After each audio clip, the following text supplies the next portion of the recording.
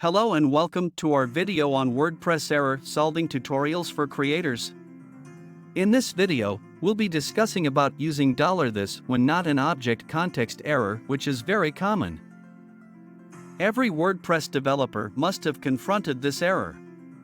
The error message using $this when not an object context occurs when you attempt to use the $this keyword outside of a class method. The $this keyword refers to the current object instance and can only be used within a method of that object. Here are some steps to solve this error. Check where you are using the $this keyword, review the code where the error is occurring and determine where $this is being used outside of a class method. You should see if there is a logical error in your code, such as accidentally calling a method statically without creating an instance of the class.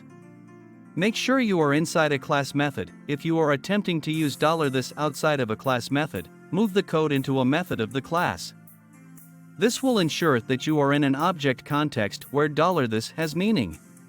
Create an instance of the class. If you are calling a method statically and need to use $this, you will need to create an instance of the class first. You can do this by creating a new object of the class using the new keyword. Check your class definition. Make sure that your class is defined correctly, with all methods enclosed in a class definition. If you are using a namespace, make sure that the class is defined within the namespace.